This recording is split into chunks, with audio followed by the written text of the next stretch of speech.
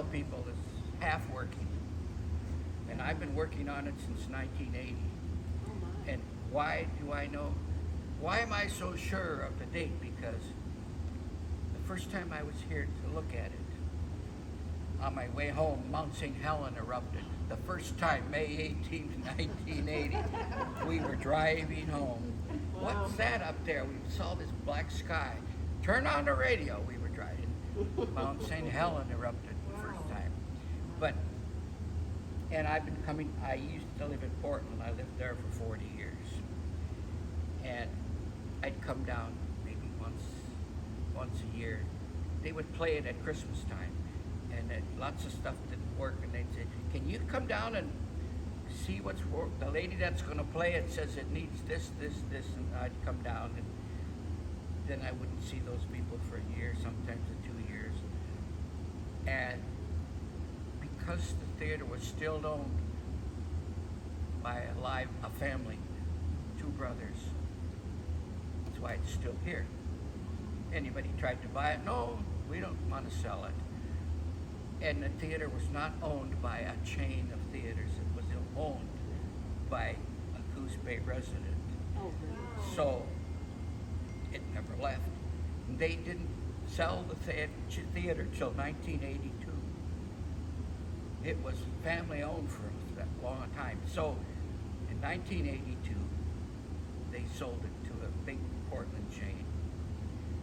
And the daughter was the manager, and she stayed in with the sale.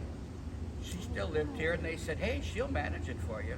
So she managed it for Moyer Theaters. Then they sold it, coming to Act 3, and she stayed on as manager from, then she sold it, they sold it to Regal Cinemas, and that friendship wasn't so good. Then she wasn't with them any longer. But they always would let us come and play the organ at Christmas. I could come and work at midnight when everything was closed. And the fourth time it was sold, terrible people bought it. Oh. They didn't even want us to play it. Oh. And What's that? they were all ever since they're showing movies. And we could never get in to work on it. And they're about to help us. They just made money, and they let the theater go to pot. They didn't maintain it, and it got worse and worse. Now one day everybody came for sale on the marquee, and the town got worried that somebody would buy it that wasn't from Coos Bay. They could tear it down.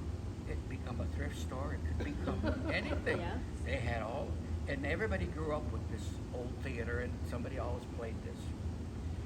And one time I came down and I went to a city hall meeting where they were going to talk about theater, and I was the guest. And they had 5 former mayors speak to the group why we should save the theater. Oh, yeah. And they all had 5 minutes to speak, and I was just sitting, and they said, well, I want my grandchildren to sing Christmas carols with the old Wurlitzer. Next mayor sat down, and I want my grandchildren to sing Christmas carols when so-and-so plays the organ at Christmas, because he did, and she did, and he did.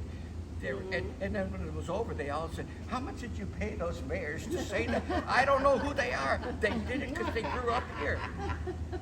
They always had that big, we gotta go to the kitchen, and they had the organ, and so it was for sale. There were a few nibbles, and that guy had an idea. That's Dave Ekholm. He had watched the city of, what town has the Alex Theater? Glendale, California had the Alex Theater, and it was huge. And what's going to happen? Nobody goes about, and group wanted to save the theater. And he grew up in Los Angeles, knew all the theaters, and they decided that we should save it, fix it up, and make it like it was brand new. And a group of people approached the city and said, you buy the theater, and we'll run it for you. And he was aware of everything. and he went to the meetings and they printed a brochure. He lived here now in the 90s, and he got the idea, and he went to our city council, prepared brochures, handed them out to everybody, and got a couple city council members to think it was a good idea.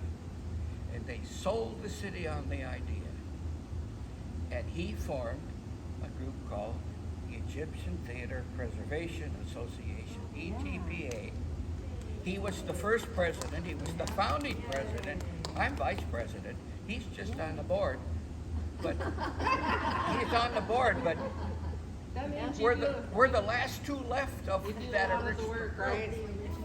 Yeah, we do all the work. That's why we're still here. And we are so grateful. And that man right there is famous in his own way.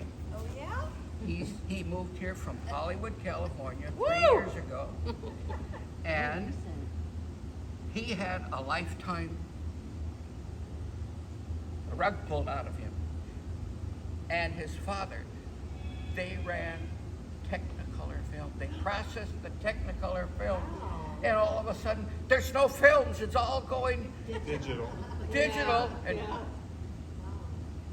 his lifetime in that, what do you call it, an industry? Industry. They don't need them anymore. There's no film, nothing to process. Right? Boom. So somebody said, move to Coos Bay. A person that I know and he knew, move to Coos Bay. There's a theater there, and there's one of my friends plays the organ. That's me, and his name is Paul. And he moved here, and he's one of our volunteers now. But he's had all this experience that's historical. Yeah. There's no Technicolor films anymore. That was his. He grew up processing films, and so he's one of our volunteers. Thanks, Paul. It's a great story. Yes, thank Yeah. you. I'm a lot happier here. So- trust me. Yeah. We're all connected, and we don't let anything go. We Gotta keep it strong. we got to keep it strong, and so it was my turn to play today, and usually when there's nobody else, I get to play.